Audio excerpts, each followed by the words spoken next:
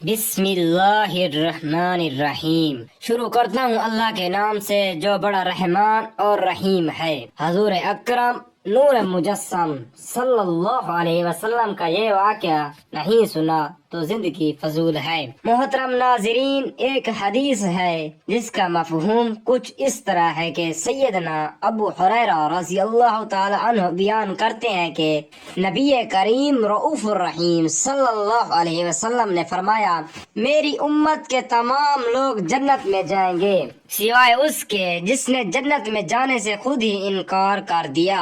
صحابہ کرام علیہم رضوان نے عرض کیا، اے اللہ تعالیٰ کے رسول، بھلا جنت میں جانے سے کون انکار کرے گا؟ آپ صلی اللہ علیہ وسلم نے فرمایا، جس نے میری اطاعت کی وہ جنت میں جائے گا، اور جس نے میری نافرمانی کی اس نے گویا جنت میں جانے سے خود ہی انکار کر دیا۔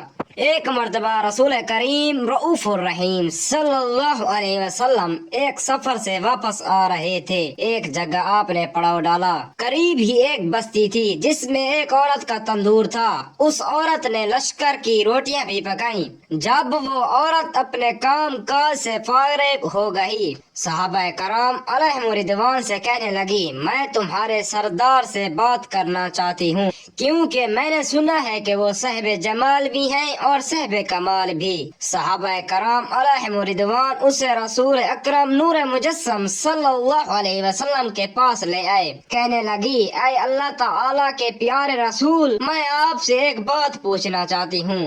رسول اکرم نور مجسم نے فرمایا، پوچھئے، کیا پوچھنا چاہتی ہیں؟ کہنے لگی، میں ایک ماں ہوں، تندور میں روٹیاں لگاتی ہوں اور یہی میرا ذریعہ روزگار ہے۔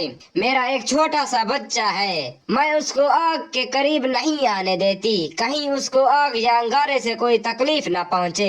میں خود تندور کے اندر آگ میں اپنا ہاتھ ڈال کر روٹیاں لگاتی بھی ہوں اور نکالتی بھی ہوں۔ میں اپنے بچے کو گرم ہوا لگنے کو پسند نہیں کرتی، تو میں نے سنا تاکہ ساری دنیا کی ماں کی محبتوں کو جمع کر دیا جائے، اس سے 70 گنا زیادہ بندوں سے اللہ تعالی محبت کرتے ہیں، تو اللہ تعالی بندے کو جہنم میں جانا کیسے پسند فرمائیں گے؟ حدیث شریف میں آتا ہے جس کا مفہوم کچھ اس طرح ہے کہ نبی کریم رؤوف الرحیم صلی اللہ علیہ وسلم نے یہ بات سن کر سر جھکایا، مبارک آنکھوں میں آنسو آنے لگے، روتے رہے، حتیٰ کہ جبرائیل علیہ السلام اللہ تعالی کا پیغام لے کر آئے۔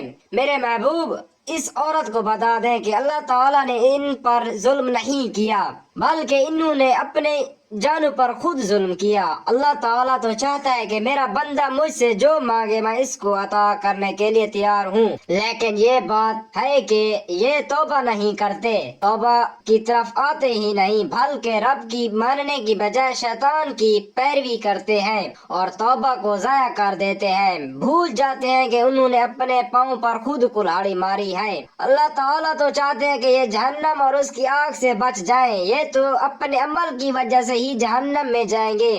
ناظرین، اگر انسان سے گناہ ہو جائے، اس کو چاہیے وہ اس گناہ کی فوراً توبہ کر لے، کیونکہ جب کوئی انسان گناہ کرتا ہے تو اس کے دل میں ایک سیاہ نقطہ لگا دیا جاتا ہے، جب وہ توبہ استغفار کرتا ہے پھر اس کا دل صاف کر دیا جاتا ہے۔ مگر کوئی شخص توبہ نہ کرے بلکہ مستقل گناہ کرتا رہے تو وہ نقطہ بڑھتا چلا جاتا ہے، یہاں تک کہ اس کا دل زنگ آلود ہو جاتا ہے، پھر حق قبول کرنے کی صلاحیت ختم ہو جاتی ہے۔ اس سے یہ سمجھ میں آتا ہے کہ جب بھی ہم سے کوئی گناہ ہو جائے تو ہمیں فوراً توبہ کر لینی چاہیے تاکہ ہمارا دل زنگ آلود ہونے سے بچ جائے۔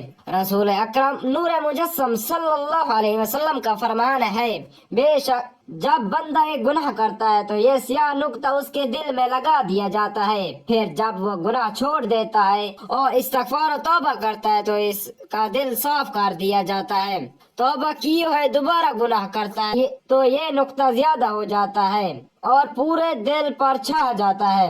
دین اسلام میں مایوسی بالکل نہیں ہے، انسان خطا کا پتلا ہے، گناہ انسان کی فطرت میں داخل ہے، لیکن بہترین وہ شخص ہے کہ جو گناہ کرے اور اس پر قائم نہ رہے بلکہ فوراً توبہ کر کے اللہ تعالیٰ سے معافی مانگ لے۔ نبی کریم رؤوف الرحیم صلی اللہ علیہ وسلم نے فرمایا، انسان بہت زیادہ خطا کار ہے اور لیکن اللہ تعالیٰ کے نزدیک بہترین خطا کار وہ ہے جو کثرت سے توبہ کرنے والے ہوں۔ نبی کریم رؤوف الرحیم صلی اللہ علیہ وسلم نے فرمایا، گناہ کو سچے دل سے توبہ کر لے، اس طرح وہ شخص پاک و صاف ہو جاتا ہے جس نے کوئی گناہ کیا ہی نہ ہو۔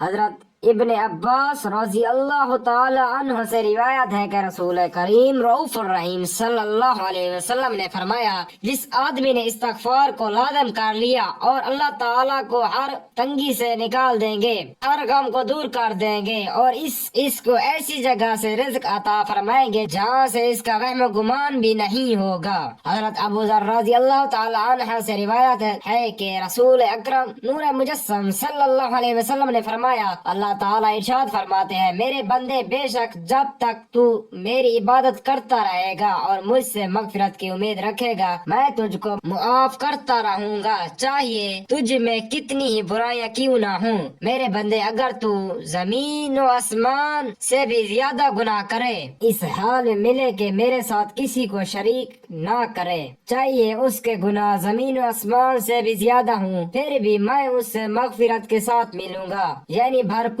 مغفرت کر دوں گا۔